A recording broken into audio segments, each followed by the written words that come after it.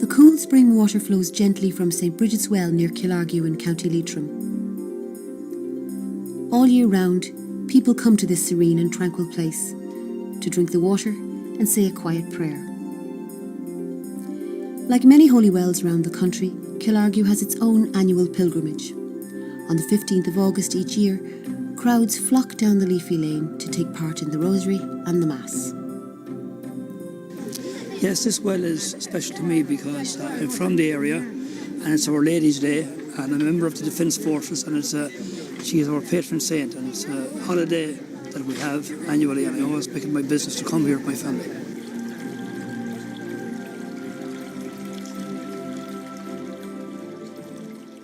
I'm coming here today to remember my first husband, and this is the 10th anniversary of his death today. So that's why I'm here.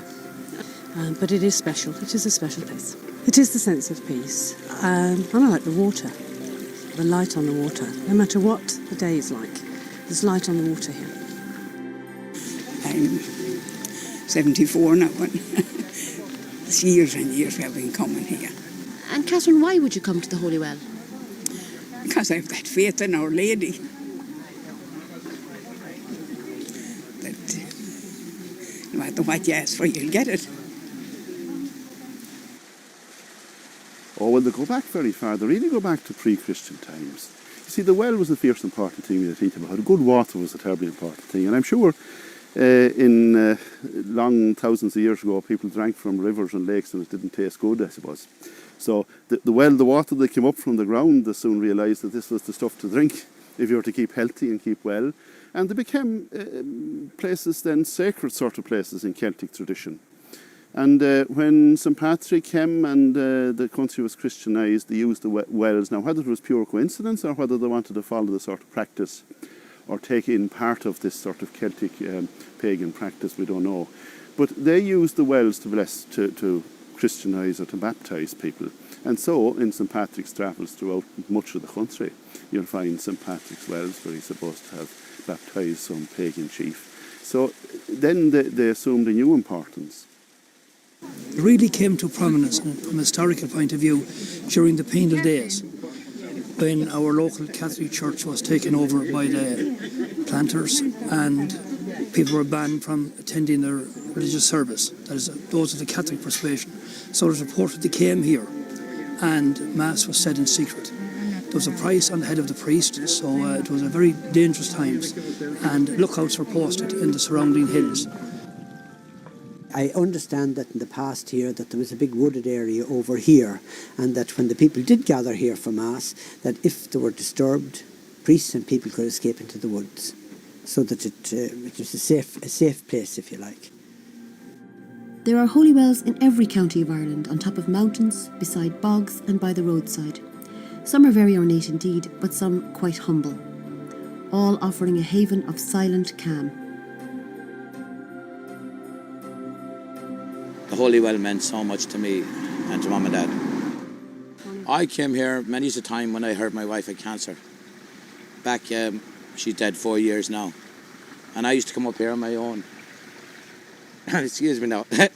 I haven't got tied up since, but it does a lot for me.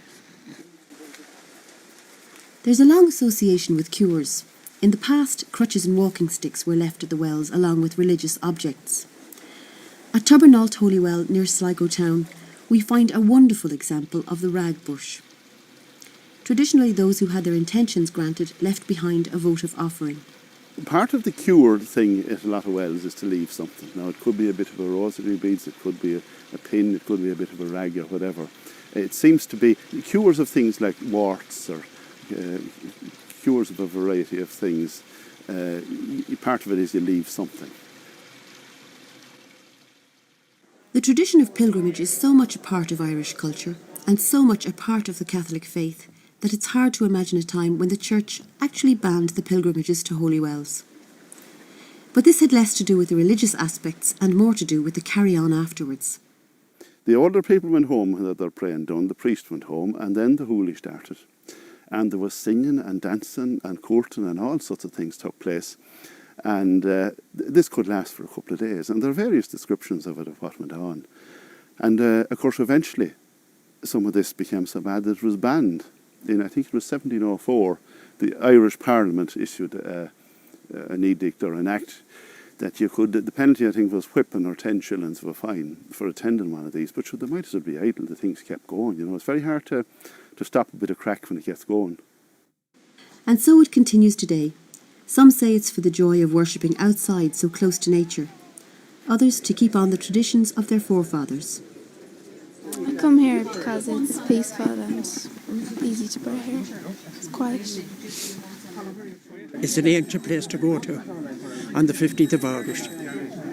And through the years when I was going to school, I came here, and at those times I couldn't come, you know, but I'm not so well now that I've ulcer on my feet, but still I do come. I had a visitor here with me who was of the Anglican persuasion last week, and he couldn't understand. He was completely overwhelmed by the peace and tranquility of the place, and he drank the holy water on that. He said there was something special about it. So you think this tradition will go on for a long, long time? Well, seeing the crowd that turned out here today and all the young people mingling with the elders, I'm sure it will, and I hope it will.